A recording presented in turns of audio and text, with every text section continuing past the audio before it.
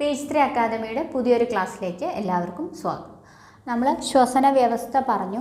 അപ്പോൾ അതിൽ വാതക വിനിമയം എങ്ങനെയാണ് നടക്കുന്നത്, കോശങ്ങളിൽ എങ്ങനെയാണ് ഓക്സിജൻ എത്തുന്നത്, തിരിച്ച് കോശത്തിൽ നിന്ന് അന്തരീക്ഷത്തിലേക്ക് കാർബൺ ഡൈ ഓക്സൈഡ് എങ്ങനെയാണ് പോകുന്നത്, ഇതെല്ലാം നമ്മൾ പറഞ്ഞു.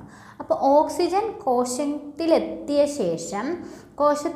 ശേഷം അവിടെ നടക്കുന്ന പ്രവർത്തനം, അതായത് കോശ ശ്വസനമാണ് നമ്മൾ നോക്കാനായിട്ട് പോകുന്നത്.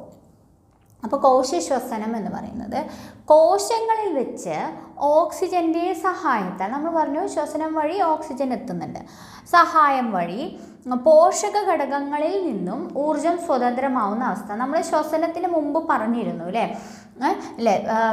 പോഷക ഘടകങ്ങളിൽ നിന്നും ഊർജം സ്വതന്ത്രമാകുന്ന അവസ്ഥയാണ് ശ്വസനം എന്ന് പറഞ്ഞത്. അപ്പോൾ അതുപോലെ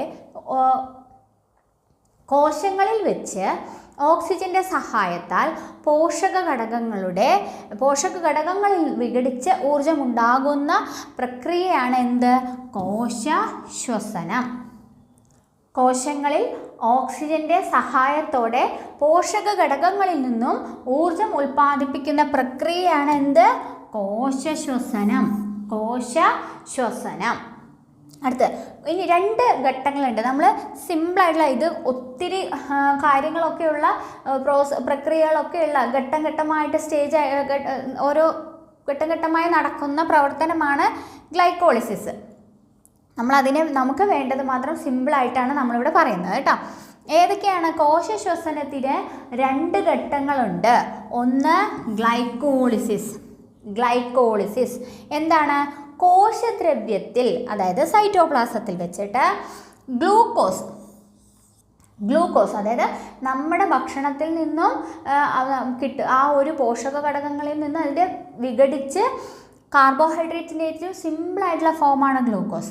ആ ഗ്ലൂക്കോസ് പൈറൂവിക് ആസിഡായിട്ട് മാറുന്ന പ്രക്രിയയാണ് എന്ത്? ഗ്ലൈക്കോളിസിസ്. കോശശ്വസനത്തിൻ്റെ ആദ്യഘട്ടമായ ഗ്ലൈക്കോളിസിസിൽ നടക്കുന്നത് എന്താണ്? കോശദ്രവ്യത്തിൽ വെച്ച് ഗ്ലൂക്കോസ് പൈറൂവിക് ആസിഡായിട്ട് മാറുന്നു. അവിടെ എന്താവശ്യമില്ല? ഓക്സിജൻ ആവശ്യമില്ല, അവായു ശ്വസനമാണ്. ഓക്സിജൻ അവിടെ ആവശ്യമില്ല. ഇതിലൂടെ 2 ATP ഊർജം ലഭ്യമാവുന്നു. 2 ATP. കോശശ്വസനത്തിൻ്റെ ആദ്യഘട്ടമായ ഗ്ലൈക്കോളിസിസിൽ 2 ATP മോളിക്യൂളാണ് അവിടെ ഫോം ചെയ്യുന്നത്. 2 ATP തന്മാത്രകൾ ഊർജം അവിടെ ഫോം ചെയ്യുന്നു ഗ്ലൈക്കോളിസിസിൽ. അപ്പോൾ എത്രയാണ് ഊർജം സ്വതന്ത്രമാവുന്നത്? 2 ATP. ക്ലിയർ? അടുത്ത നോക്കാം. ക്രെബ്സ് പരിവൃത്തി അതിലെന്താ നടക്കുന്നത്? മൈറ്റോകോൺട്രിയയിൽ വെച്ചിട്ടാണ് എന്ത് നടക്കുന്നത്? ക്രെബ്സ് പരിവൃത്തി നടക്കുന്നത്. മറ്റത് സൈറ്റോപ്ലാസത്തിൽ വെച്ചിട്ടായിരുന്നു. ഇനി അവിടെ ഇവിടെ നമ്മൾ പറഞ്ഞു ഗ്ലൂക്കോസിൽ നിന്ന് പൈറൂവിക് ആസിഡ് ആവുന്നു. ഇവിടെ പൈറൂവിക് ആസിഡിൽ നിന്നും ഓക്സിജന്റെ സഹായത്തോടെ ഊർജം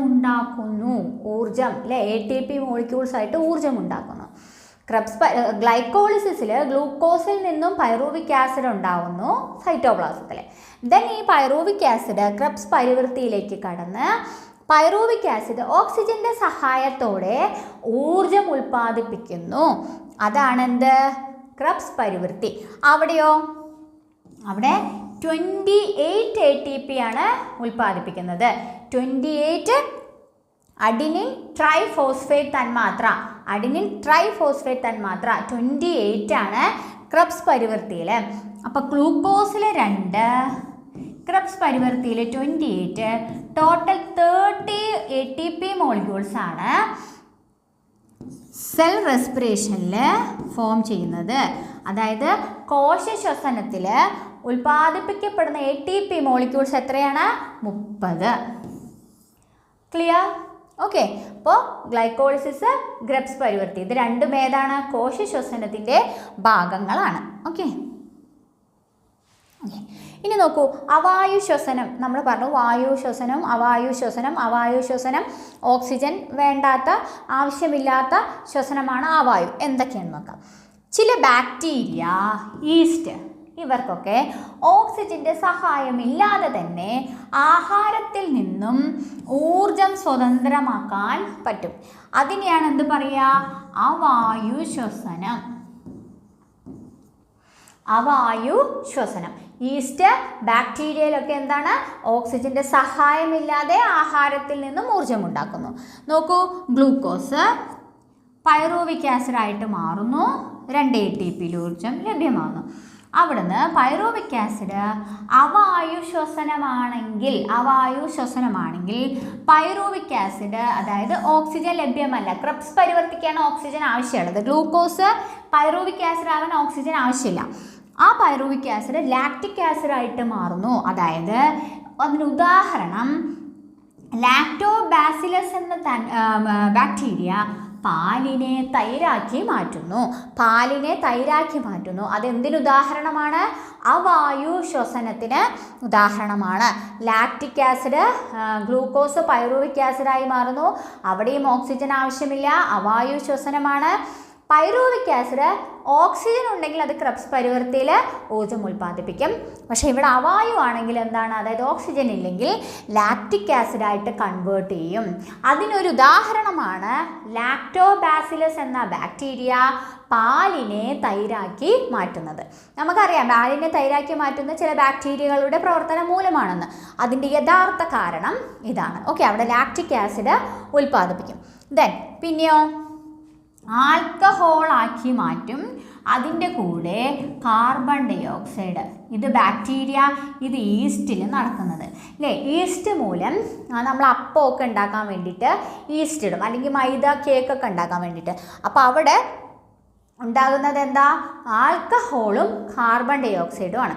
അതുകൊണ്ടാണ് പുളിച്ച മാവിലും കേക്ക് നമ്മൾ പുളിക്കാൻ മാവ് കുഴച്ച് വെക്കുമ്പോഴും എന്ത് വരുന്നത്? കുമിളകൾ വരുന്നത്. എന്തുകൊണ്ടാണ്? കാർബൺ ഡൈ ഓക്സൈഡാണ് അവിടെ ഉൽപ്പാദിപ്പിക്കപ്പെടുന്നത്. ഓക്കെ, അപ്പോൾ ഗ്ലൂക്കോസ് പൈറൂവിക് ആസിഡായിട്ട് മാറുന്നു. പൈറൂവിക് ആസിഡ് അവായു ശ്വസനം വഴി ലാക്റ്റിക് ആസിഡായിട്ട് മാറുന്നു. അതിൽ പിന്നെയോ അല്ലെങ്കിൽ ആൽക്കഹോളും കാർബൺ ഡൈ ഓക്സൈഡുമായിട്ട് മാറുന്നു. അപ്പോൾ ഇവിടെ ലാക്ടോബാസിലസ് എന്ന ബാക്ടീരിയയാണ് പൈറൂവിക് ആസിഡിനെ ലാക്റ്റിക് ആസിഡാക്കി മാറ്റുന്നതിൻ്റെ ഒരു ഉദാഹരണം. പിന്നെ ഈസ്റ്റിൽ എന്താ നടക്കുന്നത്? ആൽക്കഹോള് കാർബൺ ഡൈ ഓക്സൈഡായിട്ട് മാറുന്നു. ക്ലിയർ ആണല്ലോ? ഓക്കെ, നമുക്കതിൻ്റെ ജസ്റ്റ് ഒന്ന് നോക്കാം. വായു ശ്വസനം ഓക്സിജൻ ആവശ്യമാണ്. ഇവിടെ അവായു ശ്വസനത്തിൽ ഓക്സിജൻ ആവശ്യം ഇല്ല, ആവശ്യമില്ല. ഗ്ലൈക്കോളിസിസ്, ക്രെബ്സ് പരിവർത്തി, ഇത് രണ്ടും എവിടെയുണ്ട്? വായുവിൽ. ക്രെബ്സ് പരിവർത്തി എന്താ? ഓക്സിജൻ്റെ പ്രസൻസ് മൂലമേ നടക്കുള്ളൂ. ഗ്ലൈക്കോളിസിസിന് എന്താ ആവശ്യമില്ല? ഓക്സിജൻ ആവശ്യമില്ല. അതുകൊണ്ട് തന്നെ അവായു ശ്വസനത്തിൽ ഗ്ലൈക്കോളിസിസ് മാത്രമേ നടക്കുന്നുള്ളൂ. ഇനി ഒരു ഗ്ലൂക്കോസ് തന്മാത്രയിൽ നിന്നും ഇവിടെ 2 + 28 30 ATP ഊർജം ലഭ്യമാവുന്നുണ്ട്. പക്ഷെ ഇവിടെയോ ഗ്ലൈക്കോളിസിസ് മാത്രമേ നടക്കുന്നുള്ളൂ. ഗ്ലൈക്കോളിസിസ് വഴി ആകെ 2 ATP തന്മാത്രയാണ് അവിടെ രൂപപ്പെടുന്നുള്ളൂ. 2 ATP ഊർജ്ജമേ അവിടെ ലഭിക്കുന്നുള്ളൂ. ഇതിൻ്റെ by product carbon dioxide. നമ്മൾ പഠിച്ചില്ലേ കാർബൺ ഡൈ ഓക്സൈഡ്? ഇത് കോശ ശ്വസനത്തിലെ അവസാനം കാർബൺ ഡൈ ഓക്സൈഡ് ഫോം ചെയ്യും. കാർബൺ ഡൈ ഓക്സൈഡും ജലവും ഇവിടെ ഉൽപ്പാദിപ്പിക്കുന്നു. അവിടെയോ നമ്മൾ പറഞ്ഞു ലാക്റ്റിക് ആസിഡ്, ലാക്ടോബാസിലസ് എന്ന ബാക്ടീരിയ ലാക്റ്റിക് ആസിഡ് നിർമ്മിക്കുന്നു. ഈസ്റ്റ് ആണെങ്കിൽ ആൽക്കഹോളും കാർബൺ ഡൈ ഓക്സൈഡും ഉൽപ്പാദിപ്പിക്കുന്നു. ഇതാണ് വായു ശ്വസനത്തിൻ്റെയും അവായു ശ്വസനത്തിൻ്റെയും ഡിഫറൻസിയേഷൻ, വ്യത്യാസം എന്ന് പറയുന്നത്. ഒന്ന് ഓക്സിജൻ ആവശ്യമാണ്, ഇവിടെ ഓക്സിജൻ ആവശ്യമില്ല. ഇവിടെ ഗ്ലൈക്കോളിസിസും ക്രെബ്സ് പരിവൃത്തിയും നടക്കുന്നു. ഇതാണ് ഇമ്പോർട്ടൻ്റ്. ഇത് രണ്ടെണ്ണമാണ്. പിന്നെയോ ഇവിടെ ഗ്ലൈക്കോളിസിസ് മാത്രമേ ഉള്ളൂ. ഇവിടെ 30 ATP ആണെങ്കിൽ ആകെ ഇവിടെ ഉൽപ്പാദിപ്പിക്കുന്നത് 2 ATP മോളിക്യൂളാണ്. ഇവിടെ കാർബൺ ഡൈ ഓക്സൈഡും ജലവുമാണ് അവസാനം ലഭിക്കുന്നത്. ഇവിടെ ലാക്റ്റിക് ആസിഡ്, ആൽക്കഹോള്, കാർബൺ ഡൈ ഓക്സൈഡാണ് പ്രൊഡക്റ്റായിട്ട് അവിടെ നിൽക്കുന്നത്. Okay, clear? ഇനി ശ്വാസകോശത്തെ സംരക്ഷിക്കാൻ ആവശ്യമുള്ളത് ചെറു രോമങ്ങൾ അല്ലേ? നമ്മുടെ മൂക്കിനകത്തൊക്കെ കുഞ്ഞു കുഞ്ഞു രോമങ്ങളൊക്കെ ഉണ്ട് അല്ലേ? അതൊക്കെ എന്തിനാ? ശ്വാസകോശത്തെ സംരക്ഷിക്കാൻ. ശ്ലേഷ്മസ്തരത്തിലെ സീലിയ കോശങ്ങൾ, അതന്നെ കുഞ്ഞു കുഞ്ഞ് എന്താ പറയുക രോമം പോലെയുള്ള കോശങ്ങൾ. ശ്ലേഷ്മദ്രവം വഴുവഴുത്ത ഒരു ദ്രവം രോഗാണുക്കളെ വിഴുങ്ങി നശിപ്പിക്കുന്ന മാക്രോഫേജുകൾ. ഇവിടെ ഒരു പോയിൻ്റായിട്ട് നമുക്ക് വേണമെങ്കിൽ പറയാം, രോഗാണുക്കളെ വിഴുങ്ങി നശിപ്പിക്കുന്ന കോശങ്ങളാണെന്ത്? മാക്രോഫേജുകൾ. മാക്രോഫേജുകൾ രോഗാണുക്കളെ വിഴുങ്ങി നശിപ്പിക്കുന്ന കോശമാണ് മാക്രോഫേജുകൾ. ഇവയുടെ സാന്നിധ്യവും എവിടെയുണ്ട്? നമ്മുടെ ശ്വാസകോശത്തിലുണ്ട്. അതായത് അത്രയും സംരക്ഷണത്തോടു കൂടി നമ്മൾ നോക്കേണ്ടതാണ് നമ്മുടെ ശ്വാസകോശം, അല്ലേ? സംരക്ഷണത്തോടു കൂടെ വെക്കേണ്ടതാണ്. അതുകൊണ്ട് തന്നെ അതിലോട്ട് ഒരു ഇൻഫെക്ഷനും വരാതിരിക്കാൻ മാക്സിമം പ്രൊട്ടക്ഷനാണ് നമ്മുടെ ബോഡിയിൽ ഉള്ളത്. അതാണ് ചെറു രോമങ്ങൾ, ശ്ലേഷ്മദ്രവം, ശ്ലേഷ്മസ്തരത്തിലെ സീലിയ കോശങ്ങൾ, അതിൽ സീലിയകളുള്ള കോശങ്ങൾ. ഇങ്ങനെ നമ്മൾ കോശങ്ങളൊക്കെ പഠിച്ചിട്ടുണ്ട്, ടിഷ്യൂസൊക്കെ പഠിക്കുമ്പോൾ ഇങ്ങനെ സീലിയകളുള്ള കോശങ്ങൾ, അല്ലേ? അടിച്ചു വാരുന്ന പോലെ ആ പൊടികളൊക്കെ നീക്കാൻ വേണ്ടിയിട്ട്. അപ്പോൾ നമ്മൾ സിഗരറ്റൊക്കെ വലിക്കുന്നവർ ഒറ്റ സിഗരറ്റ് വലിച്ചാൽ തന്നെ ഈ സീലിയയുടെ പ്രവർത്തനം അവിടെ നിൽക്കും. അതുകൊണ്ട് തന്നെ ഈ പുകയും ഇതിൻ്റെ ആ ഒരു എല്ലാം അവിടെ നമ്മുടെ ശ്വാസകോശത്തിൽ അടിഞ്ഞുകൂടാനായിട്ട് കാരണമാവും. ഇപ്പോൾ രോഗാണുക്കളെ വിഴുങ്ങി നശിപ്പിക്കുന്ന മാക്രോഫേജുകളുടെ സാന്നിധ്യവും എവിടെയുണ്ട്? നമ്മുടെ ശ്വാസകോശത്തിൽ ഉണ്ട്. അത് ഇമ്പോർട്ടൻ്റ് ആയിട്ട് നോക്കുക. രോഗാണുക്കളെ വിഴുങ്ങി നശിപ്പിക്കുന്നത് മാക്രോഫേജുകൾ. അടുത്തത് ശ്വസനേന്ദ്രിയത്തിൻ്റെ രോഗങ്ങൾ. ശ്വസനേന്ദ്രിയത്തെ ബാധിക്കുന്ന രോഗങ്ങളാണ് കേട്ടോ. ഒന്ന് ആസ്മ. ആസ്മ എന്താ? ശ്വസനിയുടെയും ശ്വസനികയുടെയും എന്തെങ്കിലും ഇൻഫെക്ഷൻ, രോഗാണുക്കളൊക്കെ വരുന്ന സമയത്ത് ശ്വസനിയും ശ്വസനികയൊക്കെ വീങ്ങി ഉണ്ടാവുന്ന രോഗമാണ് എന്ത്? ആസ്മ എന്ന് പറയുന്നത്. പിന്നെ എംഫിസിമ. എംഫിസിമ എന്ന് പറയുന്നത് നമ്മൾ പറയുന്ന പോലെ പുകവലി മൂലമുണ്ടാകുന്ന ആ വിഷവസ്തു നമ്മുടെ വായു അറകളിൻ്റെ ഇലാസ്റ്റിസിറ്റി നശിപ്പിച്ച് അത് പൊട്ടാനുള്ള ഇടവരും. ഓക്കെ, അവരുടെ ആ ഒരു ഭിത്തിയും ആ ഒരു കവറിങ്ങൊക്കെ എന്ത് ചെയ്യും? നശിച്ചു പോകും. ഇലാസ്റ്റികത നഷ്ടപ്പെട്ട് അവ പൊട്ടിപ്പോകാനുള്ള സാധ്യതയുണ്ട്. അതുകൊണ്ട് തന്നെ എന്താ പറയുക, ആ ഒരു വാതക വിനിമയത്തിന് അവിടെ ഒരു പ്രശ്നം സംഭവിക്കുന്നു. അതാണ് എന്ത്? എംഫിസിമ. ആസ്മ ശ്വസനികയിൽ വരുന്ന വീക്കം കൊണ്ടുണ്ടാകുന്നതാണ്. ഇനി അടുത്ത ശ്വസനേന്ദ്രിയ രോഗങ്ങൾ സിലിക്കോസിസ്, ആസ്ബസ്റ്റോസിസ്. ഇത് രണ്ടും എന്താണ്? തൊഴിൽജന്യ രോഗങ്ങളാണ്. അതായത് തൊഴിൽപരമായിട്ട് ഈ ആസ്ബസ്റ്റോസും ഒക്കെ ഈ സ്ഥലങ്ങളിലൊക്കെ ജോലി ചെയ്യുന്ന ആൾക്കാർ എന്താവും? അതിൻ്റെ പൊടിയൊക്കെ ശ്വസിച്ച് ഉണ്ടാകുന്ന രോഗമാണ്. അപ്പോൾ പൊടി, പുക ഇവയുടെ സമ്പർക്കം മൂലമുണ്ടാകുന്ന രോഗമാണ് സിലിക്കോസും ആസ്ബസ്റ്റോസിസും. പിന്നെ ശ്വാസകോശാർബുദം ക്യാൻസറാണ്, അല്ലേ? പുകവലി മൂലമുണ്ടാകുന്ന രോഗമാണ് ശ്വാസകോശ അർബുദം. പിന്നെ ബ്രോങ്കൈറ്റിസ്.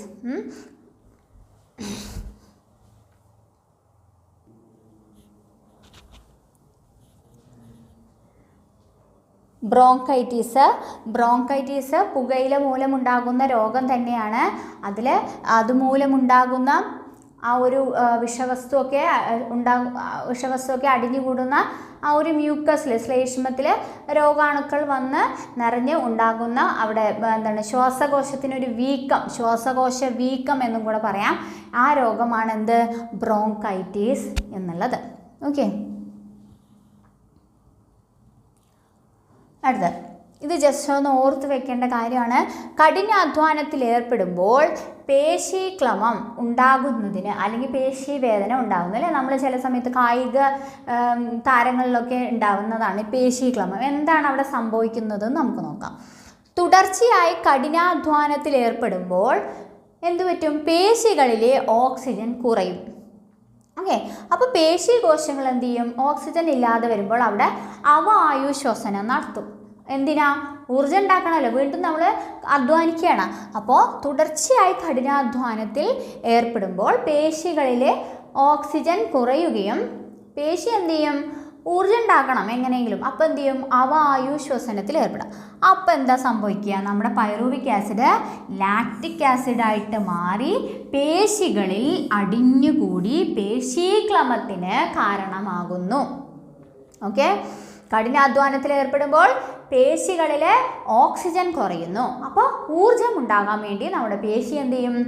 അവായു ശ്വസനം, ഓക്സിജൻ ഇല്ലാത്ത അവായു ശ്വസനത്തിൽ ഏർപ്പെടുന്നു. അപ്പോൾ എന്താണ്? ഗ്ലൈക്കോളിസിസിൻ്റെ ഏറ്റവും പ്രൊഡക്റ്റ് ആയിട്ടുള്ള പൈറൂവിക് ആസിഡ് എന്തായിട്ട് മാറും?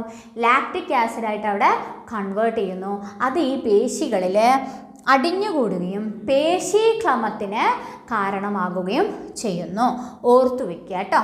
പിന്നെ അടുത്തത്, കാർബൺ ഡൈ ഓക്സൈഡ് നമ്മുടെ ശരീരത്തിൽ കൂടുതലായി ഉണ്ടായാൽ ഉണ്ടാകുന്ന പ്രശ്നം എന്താ?